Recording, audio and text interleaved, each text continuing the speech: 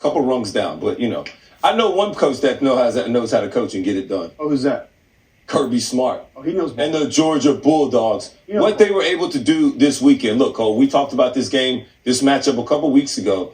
How was it on the Richter scale, 1 through 10 of dangers for Georgia? I gave it a 4 because I knew and I saw what happened when Ole Miss matched up to Alabama. And I said Georgia is Alabama's bigger and badder brother, and you better watch out, Ole Miss, because Georgia has something to prove. And anytime they get challenged, they're pushed into a corner. All they do is show up and smack you right back down. This was an example of a true smack back down. This was a dominant win. After I watched this film, Roman, there was almost nothing that stood out that made me say Georgia was threatened in this part of this game. They just weren't. And I think in its totality, they're beginning to show signs of being a more dangerous team than maybe they were last year or even the previous year, because they were so dominant in individual facets in different areas the last 2 years. They're not as dominant in those facets this year. They're just better across the board. I agree. So we kind of talked about what's most impressive about this team right now. We're just going to point out one thing on each side of the football that we like the most about this Georgia football team. I'm going to start with what I think is most impressive about this defense. And we'll just give you a little play here early on in the game. This kid running the football, by the way, is pretty good. I think he's one of the best running backs in college football, Quinshon Judkins. And you probably see this play start and you say, woo, look at all of this space out here. We are good to go. We are going to be just fine. I don't say that. Things are going to be nice. We're going to be good. And then, oh, wow, 22 out of nowhere. Javon Bullard, safety, comes up, makes a tackle like a linebacker. Look at the amount of space that this young man covers, Roman, to be able to make this play. Beyond impressive for this young man. He had an interception in this game. He had multiple tackles in this game. This is nothing surprising. This is what good safeties do. You come up, you wrap up the ball carrier, and you body slam him down to the ground.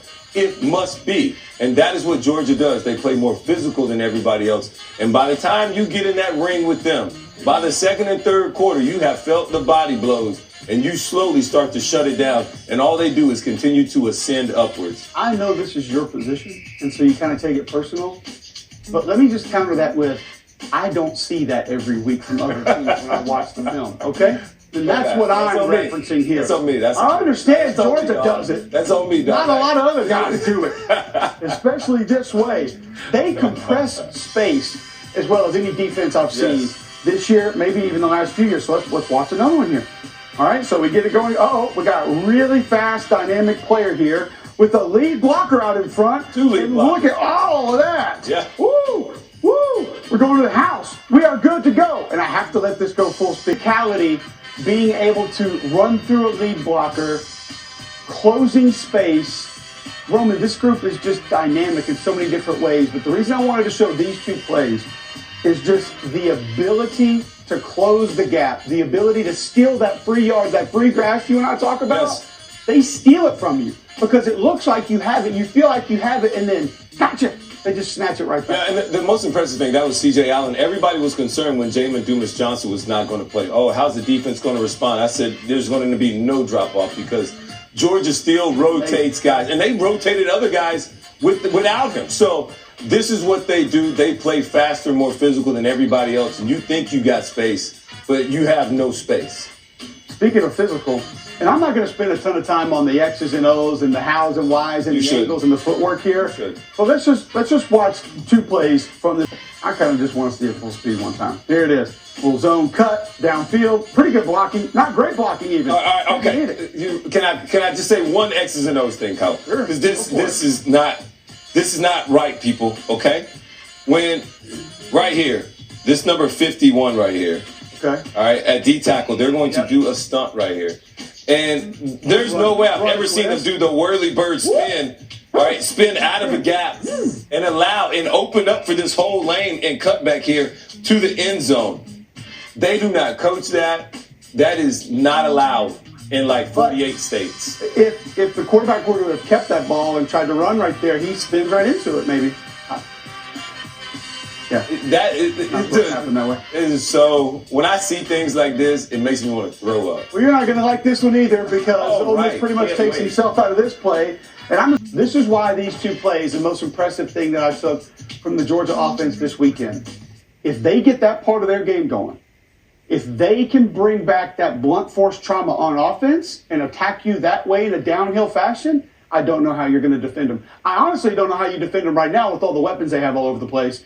If they can start doing that again, Roman, watch out for this Georgia offense.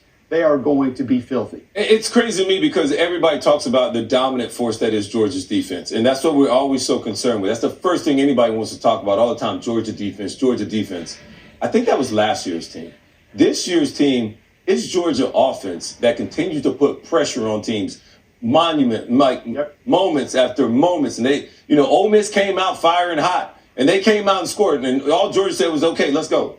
Let's turn it up a notch. And all they do is keep rolling and keep rolling. We'll trade touchdowns. We'll trade touchdowns because we're going to continue to score more than you can. And so this is what the biggest separator for me is for Georgia in this year's version is that they have this young man right here, Carson Beck, pulling the trigger. And so he has this unique ability that no other quarterback not named Matt Stafford has had for the Georgia Bulldogs right here. All right. He is going to throw a post route right here. And yes, there is a safety standing right there. And most people would say, maybe you should not throw about this, understanding that this post route has to go here. That this post route has to go here from Ladd McConkey. But when you have this type of arm strength, and I can throw a one ball from 25, 30 yards and be able to throw it into that window, that is what the separator is for Georgia right now. It is the arm strength, the ball placement, and the ability of Carson Beck. That is what the separator is for Georgia. And yes, he's a first-time starter. Yes, we did not expect this, but he is highly recruited, highly touted player, and I'm starting to see why. Cole. How about over there on the right side of that offensive line, you had Ladd McConkey, who I think it was last week or 2 weeks ago, you said this guy's a problem. Brock Bowers lined up inside of him, who we've always said is a problem. And right behind those two is Kendall Milton, who just ran for 140-something in this game. Like, that's a lot of problems right there close to one another. And so this part right here is the other thing that stops them. And this is what I call Georgia math. And I got this from Kirby Smart during SEC Media Days. He said, at Georgia, in our locker room, we do math a little bit different. Our 1 + 1 = 3. And that is how they play because when they're together, they are so much more physical and more violent than any other team that they play out there. Right here, let me just tell you this concept. Ole Miss is going to run this ball right here. But they're going to pull this tackle inside here. They're going to block out. And right now, they have the advantage.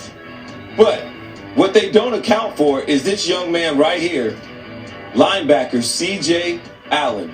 And what he does, I got to play this in full motion. What he does to this guard is sit him down in the middle of a hole like that. That's not what they drew up on paper. But this is what you're going to get when you play Georgia, is that you think you got an advantage. But when they're able to make tackles with your own bodies and treat you like, hey, Cole, you ever seen a dead body? That's what he is right there. When you're able to sit him down on the field like that, I am just so much more impressed week after week. And C.J. Allen, the replacement for Jamin Dumas-Johnson, actually led the team in tackles. He had 10 tackles. The next closest player for Georgia had 4. You want to say about that play? What's that? Never go full riffraff. What's that? Never go full riffraff. Okay. So when you're pulling around like that, never be tiptoeing in your Jordans when you're coming around in the hole like that. Because when you do, you pretty much get knocked down. Yeah, I was always taught that's never go full riffraff. You're holding that flashlight, so you come in there looking around like, oh, what's going on, and then pow, right up under the chin. So I love those things. But let's talk about another team that really showed out in a big moment, in a big way this week.